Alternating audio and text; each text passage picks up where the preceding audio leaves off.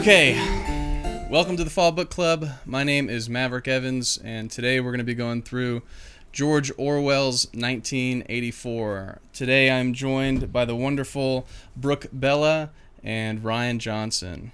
So we're going to go through book 2 of 1984, which if you don't know, it's not 2 individual books, they're just like really large chapters. The book is essentially broken up into thirds, and book 2 is the second third. So yeah, what did you guys think of book 2? It had quite the ending. So it's definitely the craziest of the books. A lot happened. It's the height. As a preface, it's been really difficult to read this book for the second time. Yeah. And it was not it wasn't bad reading it the first time because it was just like you had so much hope going into it, but reading through the second time, it's just like everything is so dark and dreary, and painful, and you're just like, oh man, I don't want to do it all again. I still really like it, but like knowing what happens in it, it definitely is a hopeless book. Yeah. And so you don't really ever have like respite or anything from things happening. We have a new character that was introduced. So Julia, was she introduced in the first or the second book? She was introduced in the first, they just didn't say her name. Slightly in the first one. Yeah. So, do you remember how the first book ended? It ended with the air raids while he's in the area with the proles. Yeah, in the prole town, sure. And he goes into the shop of antiques and things. And he gets he sees the paperweight. The little coral in the glass. Yeah, and he buys it. And at some point he suspects that this woman is a thought police, or someone working for the thought police, or just like, a well-to-do inner party person, and kind of like stalking him, following Winston around, and he's like worried that he's gonna finally get caught. Yeah. And I think at some point she has a cast on her arm. Yeah. And she's coming down the opposite side of the road, and they're gonna pass each other, and she like falls in pain, and hands him a slip of paper. They're just in the middle of their office. Yeah. When that happens. Okay. Yeah, then she hands him a slip of paper, and then he opens it finally at the end of the day, and it says, "I love you." Yeah. Which is like a big curveball for he goes from thinking she's a spy and stuff, and he's like, oh my god, this is probably some political threat or something, and then it just says, "I love you," and he's like... And imagine having to read that, and you have to keep a straight face so that no one, knows. Yeah, I don't think I could do it.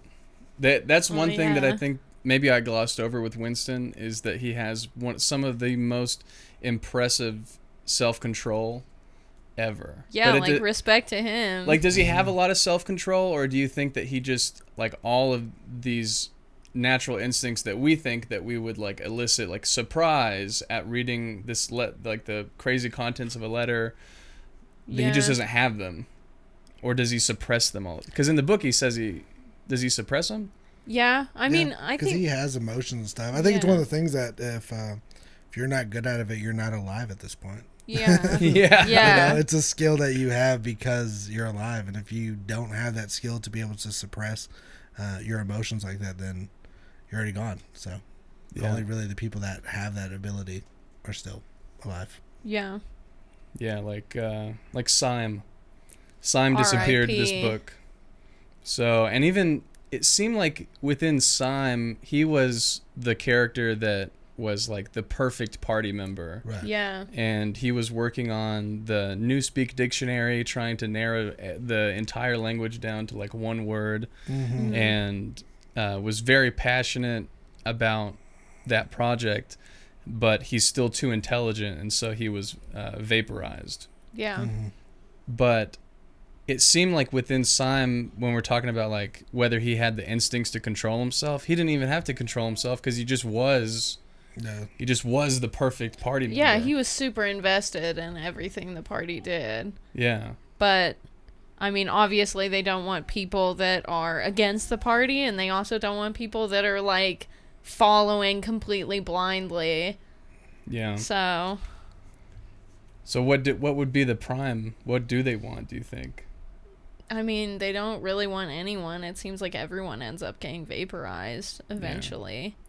I think that was maybe alluded to whenever, so we're kind of skipping ahead a lot, but so we'll kind of like cover it first. But so he gets the note and it says that she loves him, which is like a really strange thing because they've only been seeing each other in passing every once in a while. And it's also kind of funny because he had thought she was some kind of spy, and he was like contemplating and fantasizing about like cracking her over her head with a rock. Yeah. So, and not only that, but also like raping her, which I hope, I hear that that's a bad word to say on YouTube, but I hope I don't get like reported for that. You just get demonetized. Yeah, I don't make money off of these anyways. So it's fine. But it may... Next time say essayed. Yes, Yeah. essayed? Essayed. Or R word. Or R word, yeah. R word? Yeah. Oh no. I'm not aware of all of these shortcuts. I mean, we literally cuss in these sometimes. Yeah. So, I mean, It'll be okay. we're already in too deep. I think it was Yeah. Talking about this book, I think you're already just... Yeah. it's only restricted for TikTok, I think. Yeah. It is. Yeah. So he wants to essay her, and I guess, and so then it turns out that she loves him and everything, and now he's pursuing a new meeting spot with her to try and like make contact, and that's really difficult trying to get that sorted out. And they finally make contact with each other, and they end up talking out in the woods, I think, at some point. Yeah, after they meet in Victory Square. Yeah. And they set up plans there, and then they meet. They both take, like, separate trains and meet in the middle of the woods. And then get it on. Yeah, they shag out in the wilderness. Yeah. Which was a great scene. Yeah. I like that a lot. It's like this book 2 is the one part of the book that does have some respite, some break from all of the monotony. Yeah. And as a first time reader, you're like, yeah, this is great, this is wonderful. Yeah.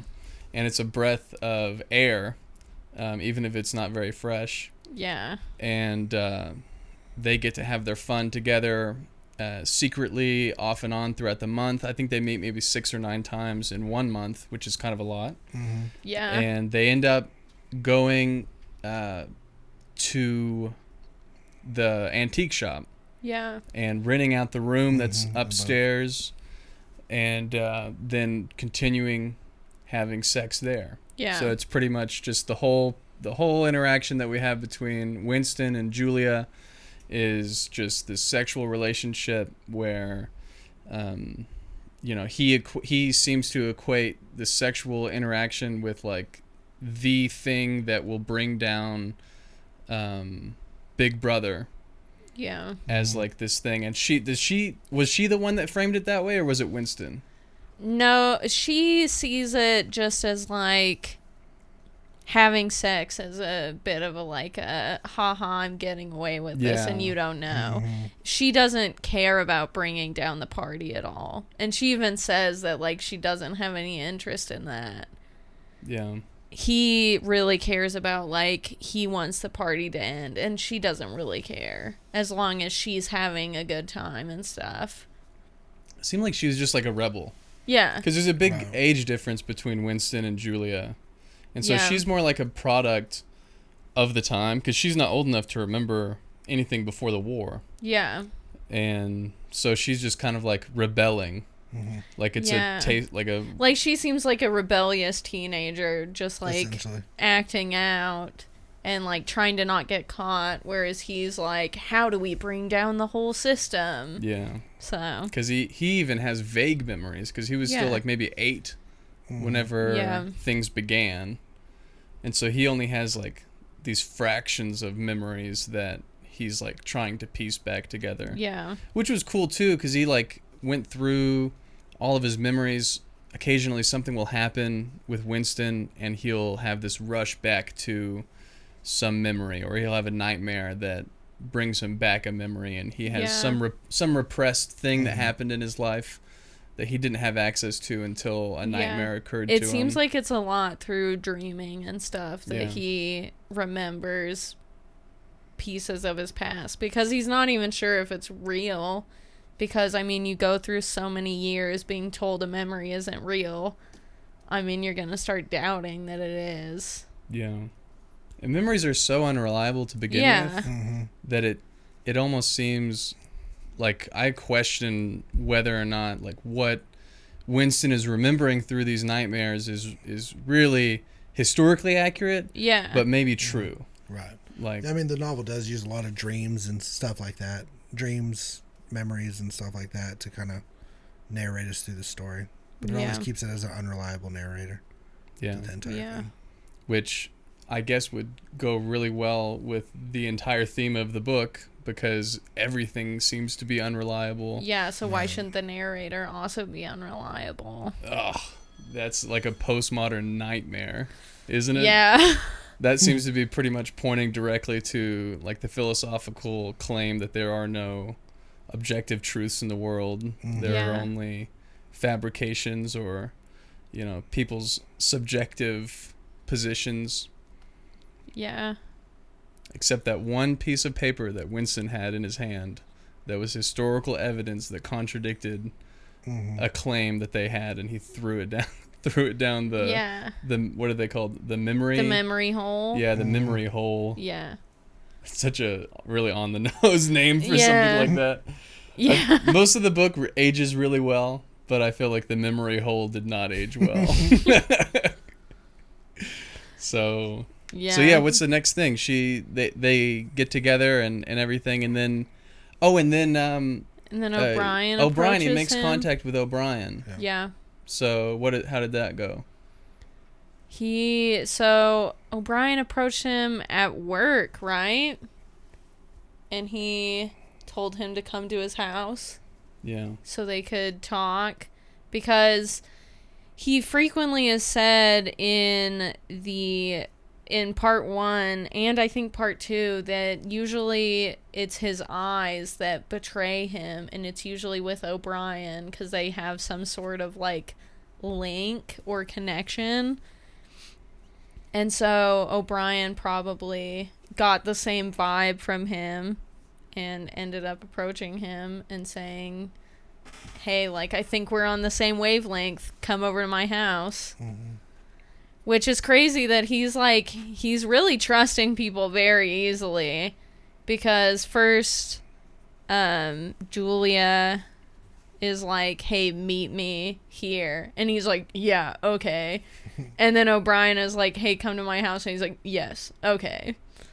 So he's being a little careless right now, where he's just accepting, like,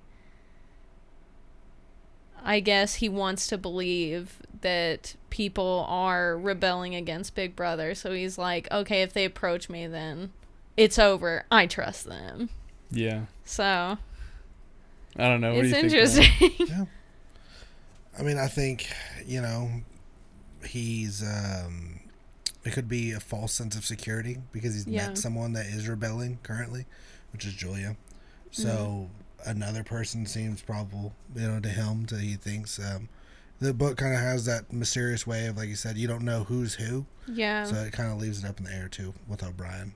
Of he doesn't know who's friends or foe, but he was always off guarded with Julia. But then once he had at least one contact that felt the same way he did, even kind of remotely. Like I said, her ways are different than his, kind of why they're doing it, but they're kind of on the same path. And then he's fully trusting of O'Brien. So I just think that he needed that first push. But then, of course, in a world like this, you can't let your guard down, even if you think you have allies. Yeah. He seems like a gambler now. Yeah, because he's getting high on like this dopamine rush of having Julia there, as like a person to work with. And then O'Brien now is the next person that he's gonna like double up on his earnings. And I mean, he does keep saying like, "Oh, I'm already dead." So I mean, he's probably like, might as well. They're already gonna catch me eventually. Yeah. Well, he's got to say yes at some point. If someone comes up to him and says, "Hey, meet me at this point. We're gonna talk or conspire," Yeah. He's got to say yes at some point if that's what he wants. Yeah. And it's almost pretty much guaranteed that at some point he will say yes to the wrong person. Right. So then it will all be over. Yeah. So he's at O'Brien's house, and it's really interesting. So he's part of Julia and Winston are part of the inner party. Is that correct? They're a part of the party. They're not a part of the inner party. Okay, but O'Brien is part of the inner. Yes. Right. He's like upper management. Yeah. Management. So he's not the highest rung because he is not Big Brother, which he's pretty high up though. Well, because it's like, well, I guess that would just be a facade too, maybe. But Big Brother might not even be real. Right. It seems like there's always like this overlooming, like the highest level of people that are like working ambiguously for Big Brother that you just never see. They just keep having the inner party people work for them, and the inner party people. Well, the inner party is that the central party that no one knows them, no one talks to them or anything, and so that's the inner party, and then Winston and everyone else is a part of the party.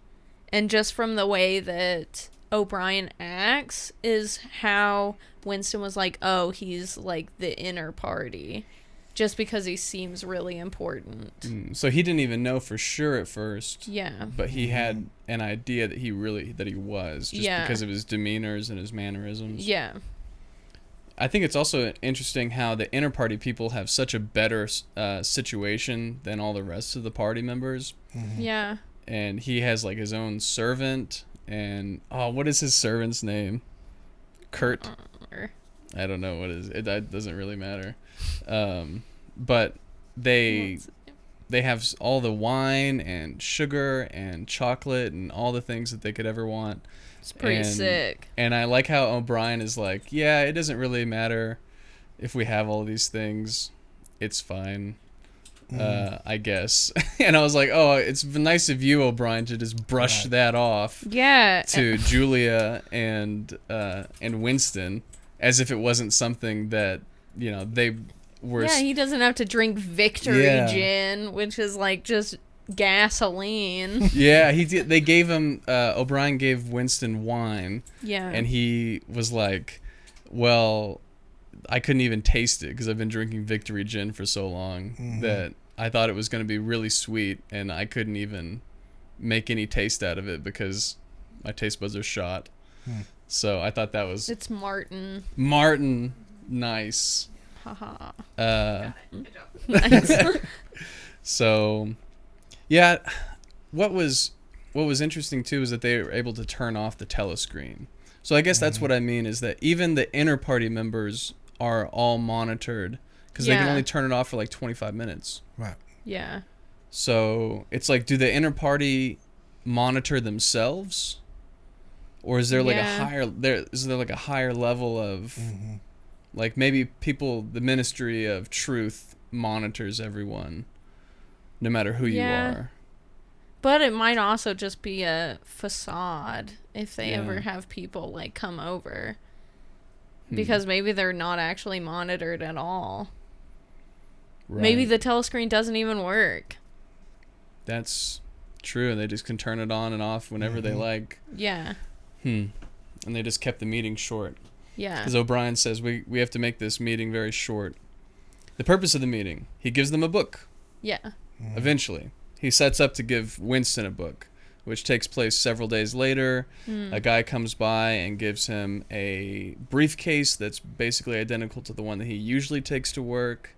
In it contains a book belonging to the Brotherhood, the Brotherhood's manifesto, which explains everything that is occurring in the world and how Big Brother is corrupt and all kinds of things. And so he reads that. And that was a really interesting read, actually. It seemed like that part of the book was like meta, because it was like Winston, you reading a book of Winston reading a book. Yeah. You reading another book in this book. Exactly. It got a little meta.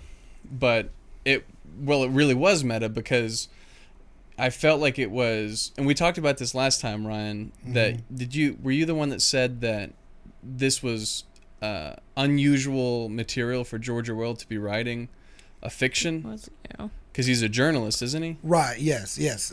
Talk about that this one and Animal Farm are kind of outliers. Most of his other books are first-hand accounts and journalistic books like Homage to Catalonia. Right. And stuff like that.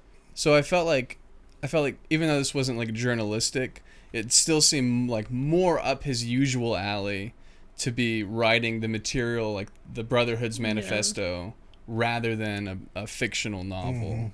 And so I felt like we were really getting the voice of George Orwell, like straight from him right then. Like in, what is it? To Kill a Mockingbird. Yeah. When Scout speaks, it's just like she's like a little kid.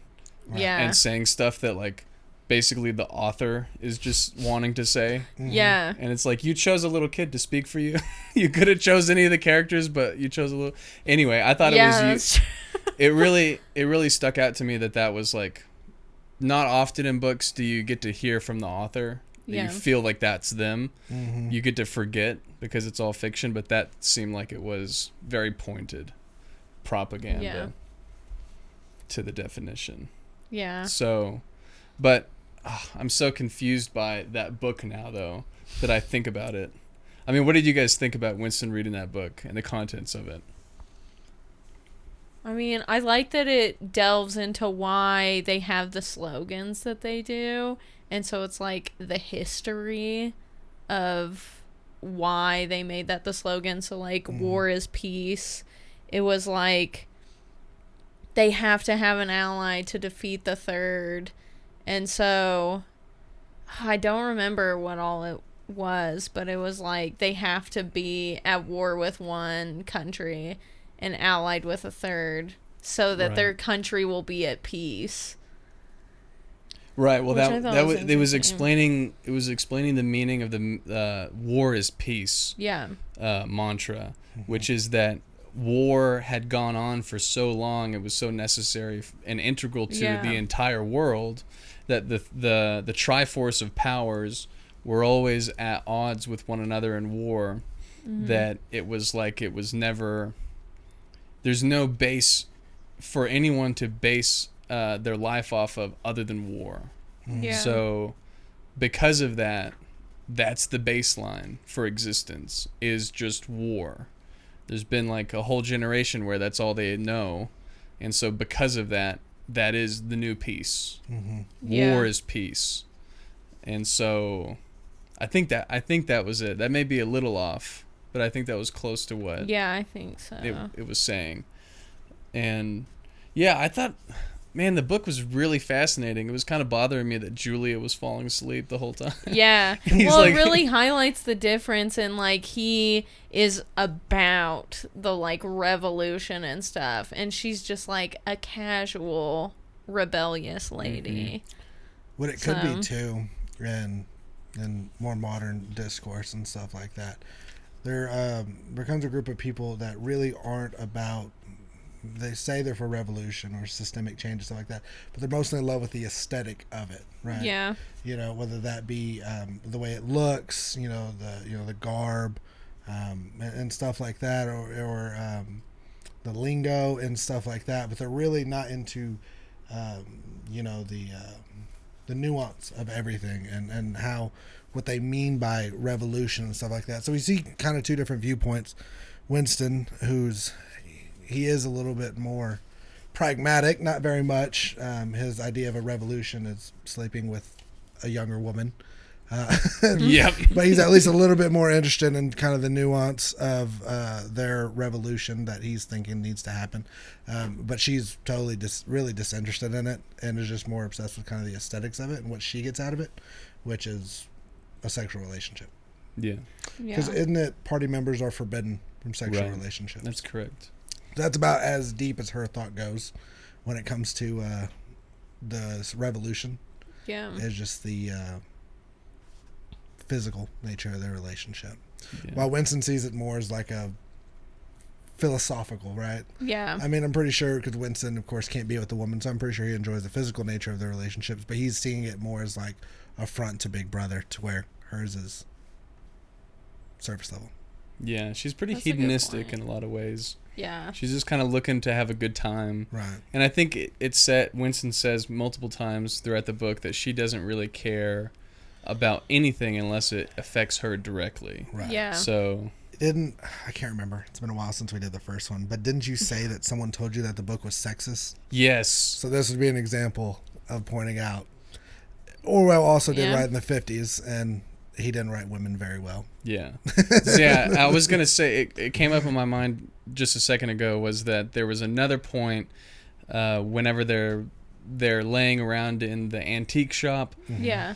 And I think it's actually maybe after they get the book and they bring the book back to the antique shop and lay around with each other, and Winston is reading it to Julia as she's nodding in and out of sleep. Yeah. Basically just feigning paying attention. She's really not she's probably not listening to any of it. Right. Or let alone understanding it if she hears it or caring. Yeah. And so, but Winston sees a prole outside, a woman who he believes has easily bore at least 15 children. Yeah, he's like staring at this woman being like, she's so fertile. Yeah. She's gonna give birth to the revolution. It's like, man, she's just singing. Like, why are you so obsessed with her fertility? Yeah. So. Yeah, she's singing the nonsensical songs that mean nothing. Yeah. Yeah. They just have like some vaguely musical tune about them.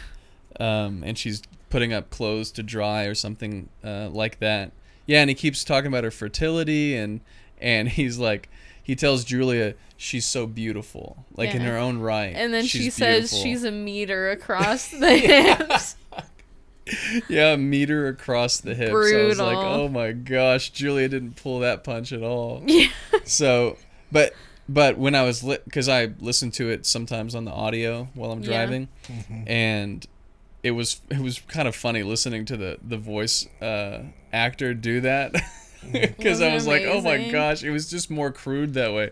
I feel like if I had read it, it maybe wouldn't have been as bad. Yeah. But because it was just being read by another person that really put that oomph on the kind of like a little kind of derogatory description of that woman. Because he's like, she's so physically ugly, but then she's beautiful at the same time, and why shouldn't she be? And I think most of the beauty that he was describing was coming from her animalistic qualities, which belong to the proles because they're very intuitive, they're very instinctual. Yeah. They do things according to their own instincts rather than having to do everything according to the way that Big Brother's hammered it into people. Right. And so that was where Winston was saying the beauty was coming. So I was kind of torn. Like that scene, reading it, I feel like a very careless reading of it would easily result in you thinking that it was like sexist, and I'm not sure it isn't. But then at the same time, a closer or more attentive reading of it would maybe give you the idea that there was, this concept of beauty outside of the physical attraction. Right. That there was something more. Like, in a way, it's like even better because it's like, oh no, it's like, I like your personality, Yeah. Only thing that, like, in arguing about what a man, almost 70 years ago thought is redundant. I mean, really the only thing we can talk about is just kind of, motifs throughout the book. I mean, that's all we're really talking about. But, of course, the main character, Winston, it always is questionable when you have a writer, and usually the main character is also a mouthpiece of the writer, especially a book so political as this. And then Winston is interested in the idea of a revolution. Of course, George Orwell also fought in Catalonia, Spain, so he also was part of a revolution. So you can see kind of some similarities between him and Winston. someone desiring some kind of revolution. But yeah, that's kind of the other things too when it comes to Orwell's writings and stuff. He is quite a bit sexist, and then it doesn't also help with his fascination of him trying to assault his character Winston, trying to assault women when Orwell himself was accused of sexual assault. So yeah, it's one of the things that's like, yep, yeah, yep. That's, I mean, it's one of the really uncomfortable things. I mean, if you read like books from Dostoevsky, their Crime and Punishment in particular explores a certain character that is a pedophile, and it's extremely uncomfortable to read those chapters of the book. But if they're done properly and evenly, then you can maybe explore in a really high resolution state of truth, just like a frame of life, right. However unsettling or disturbing or gross it is. And I don't know that was done here. I think it was just George Orwell like leaking out some of his potential desires onto the page. Well, that's what I'm saying. I mean, it's the verbiage and the describing of certain things in the book. I mean, to modern standards, it's not very shocking. I mean, if you've read Stephen King or anything like that, I mean, it shouldn't very much shock you. How Stephen King is not canceled? I mean, no, really. I mean, just a small that aside. Scene in It? Yes. Stuff like that, right? So, I mean, this book shouldn't shock you if you've been reading other books and stuff like that. But Stephen King didn't essay somebody. Yeah, exactly. You know what I mean? Yeah. So it's different, right? When you read a book about someone that was accused of essaying somebody, and then they write a book, and in the book, a character is obsessed multiple times. With essaying people. So it's like you said, if you like in Crime and Punishment, you know, when they talk about a pedophile or whatever, and someone can tastefully. It's a hard road to navigate. Right. Discuss that in a book, but if the author is a pedophile, then I'm not reading it because now we're not just discussing something. See, we need to look into the author of Lolita and see how he was. Have you heard of Lolita? Well, I feel like Lolita though was not interpreted the way that the author intended it to be. Yeah. Because he expressly made it a story about a young girl being sexualized, and then everyone was like, oh, that book is so great, let's sexualize that young girl. Yeah, I know. He's like, whoa. Such a huge backfire because it's now it spawned a popular term, lollies, apparently, and so that was, and every time they made a movie about it, they would cast an adult woman to play the main girl so that they could sexualize her and like not feel weird about it. But seriously, like it's really like nice of you to take up for him, but like for someone to write a book about a young girl being sexualized, like no one would save that person today. Like they would just throw them under the bus immediately, and it's like, well, it's meant to be read this way, and they'd be like, no, never. Yeah. I mean, I haven't read it yet. It's on the shelf, but maybe we'll get into that later. But so I'm scared of it. I don't want to read it. I was told that if you're gonna read Lolita, you should do it with a woman. I don't know. Interesting.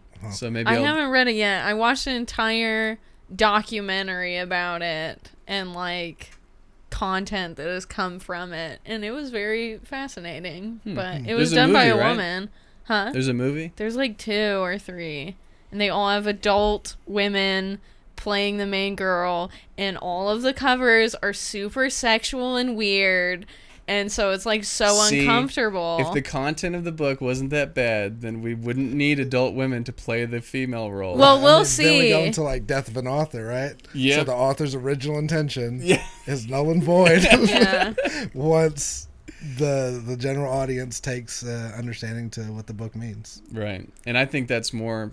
I think the author's intention when writing a book is probably the least important when talking about like the trifecta of meaning, which is the meaning the author intended, the meaning that the audience derives, and then the meaning that is there. but that only counts if you're not postmodern and you believe in objective truth. But maybe it's like a situation like the movie Jennifer's Body. It was intended to be like a feminist movie about strong women, and every guy that watches it is like, why are none of the main characters men? Why do all the guys die and they're stupid?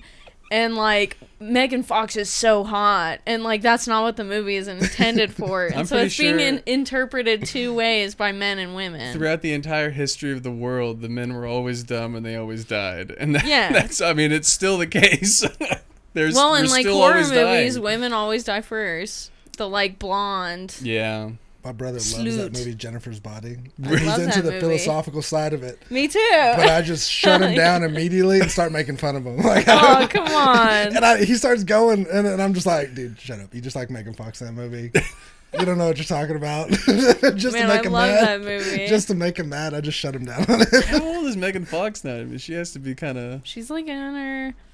Google. This is Google what we're using Emily. Google for. Yeah, I mean, she's still smoking? Yeah. Yeah? Nice. So, this is a really important turn to our conversation. Nothing to do with 1984. And she's looking great. She doesn't look like a lizard person yet? No, not really. No? Man, people look like lizard people when they get the plastics done. Some, if they get like bad plastic. Which is a wonderful segue back into the book discussion. Yes. So plastic surgery. So Winston had. Yeah. So a small regression back to whenever Julia and Winston were having their meeting with O'Brien. Mm-hmm. It was asked of them if they were going to join the Brotherhood. They were offered to join the Brotherhood explicitly.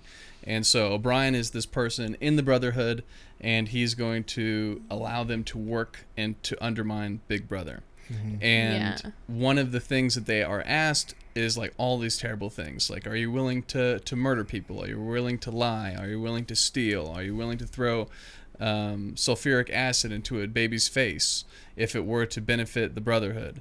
And, you know, they answer yes, yes, yes to everything, all of these egregious things that they may or may not have to do that would certainly get them killed or have to cost other people their lives. Mm-hmm. And then they're asked, if you had to be separated from one another, would you accept? And Julia pipes up very quickly, no, while Winston has to take a moment to think about whether he'll say yes or no. And so it seems like Winston, like you're saying, he's way more dedicated to the cause, right? To where he's, and I really think that if Julia had said yes, Winston would have said yes right off the bat. Oh yeah, yeah. Well, like I say, he just doesn't see the relationship as anything other than physical. Yeah, and it's and another person to talk to about hating Big Brother. Yeah. As like a comrade to, like, you know, undermine Big Brother. Mm-hmm. Yeah. Which is, like, it's so odd thinking back at the first of the book how he even came to this extreme position against Big Brother. Because it seemed like at the beginning it was such like this unconscious thing that was kind of bubbling within him. But even when he tried to write in his novel, he didn't even know how to, like, formulate it in words. And that may have been because they have been restricting the language, but he still has access to English, to Old Speak. And it's just odd to me that, like, maybe it seems a little fast to me and there wasn't enough building with Winston to try and, like, motivate and explain how he ended up in this position where he is now versus, like, the beginning of the book when he's, like, can't even write anything down in a book. And yet we're in these inner head monologues with him thinking about all of this stuff in such really explicit terms. Right. It just seemed a little, like, not very congruent. Mm-hmm. But I don't know.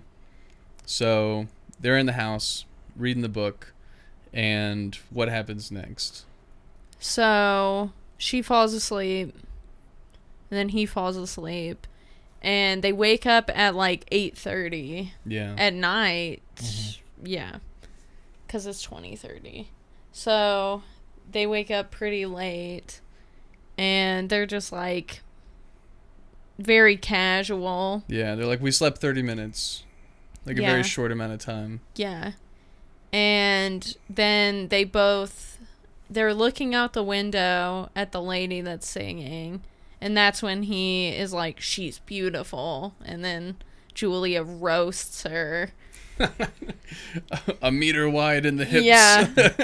And then they both express that they are the dead because of what they're doing. Right. And that's when everything goes down. Oh, and a cold voice comes out from behind the painting that says, "You are the dead," echoing the statement that Winston had just made. Yeah. Mm-hmm. And they could have caught that telescreen earlier because she wanted to clean the painting. Like, it was like a couple meetings before. And she would have seen the telescreen and been like, oop.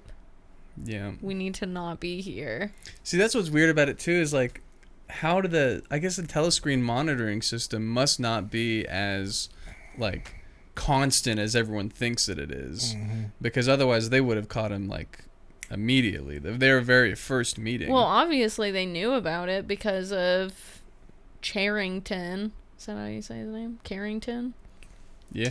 The guy that owns the shop. So, I mean, he already knew and probably turned them in. It was probably just like, I don't know, like if they have to wait a certain amount of time to like catch someone or what. Or if they're just sick, sadistic people that want to just probably let them have their cake for a little bit before they rip their whole life away. I mean, probably because they love torturing people. Well, that would be the idea, is that if they wanted to allow Winston and Julia to become very attached. Yeah. And then ripping them apart would be that much more painful. Yeah. Mm-hmm. So the telescreen has this cold voice that comes through that I imagine as being kind of like robotic almost. Yeah.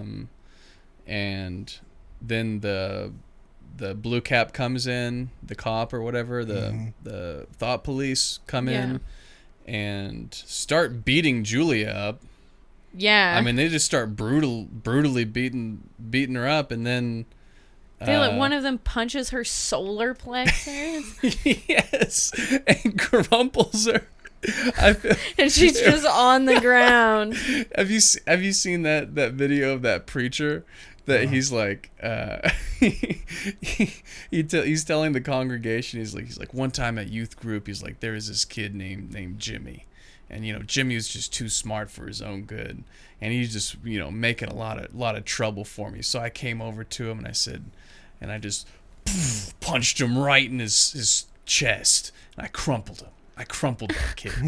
And I said, Jimmy, when are you going to stop playing games with the Lord? And I felt like that was exactly, like the way that he described that was how Julia got punched in the solar plexus. Just absolutely crumpled. Yeah, they were really destroying her. Pretty great. Yeah, you're thinking back on it, you're like, that was terrible. Yeah. Are they hitting her with what do they call it? Truncheons? Well, like a nightstick? Yeah. A bobby. A bobby? Yeah. That's what they call it in England. Then they're not even doing anything to Winston, really. Yeah, he's just kind of standing. Yeah, he's just frozen and up. it's like describing her face, like contorting and like yellow, and it's like, okay, maybe you're going a little hard on her. And not doing anything to Winston. And he's just like, that guy, he's like, I was so scared I couldn't move. How naked I felt having to have my arms up on my hands while I was there. And I shared Julia's pain as if it was my own. I was like, dude, it wasn't your own pain. That was really her pain. Yeah, you're just watching her getting beaten to shit. I totally agree, though. There are certain points where you kind of wish, like, if someone else is in pain, you're like, man, I could totally take this pain a little better than you. So it's almost worse having to watch people in certain pains. But it seemed like he was just kind of like, ugh. Yeah. That sucks to be her. Yeah, then he gets kicked in the ankle, I think. I don't know. He gets kicked somehow. He gets kicked. And thrown off kilter, off balance. He gets one kick, and she's like being obliterated by all the like cops in there. Who was it that decided they're like, listen, we're going in here, we're gonna beat the hell out of the girl. Ignore the man. Just ignore the guy. He's not worth it. Yeah. So how does because we're close to the end of book 2, how does it end? So I mean, I read it. Yeah. But I don't remember.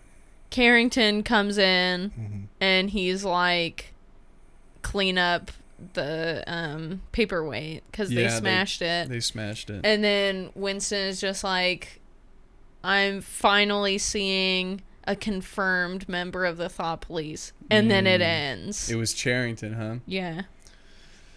Which he's known that guy for a while, for months, because he bought the journal from him. And so they've been watching him for so long. Oh, I didn't. And so they have to be toying with him. They have been messing.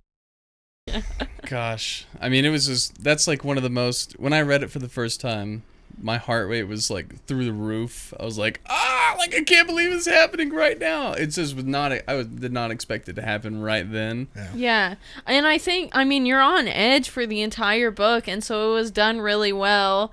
That they finally get caught when you're not expecting them to get caught at all.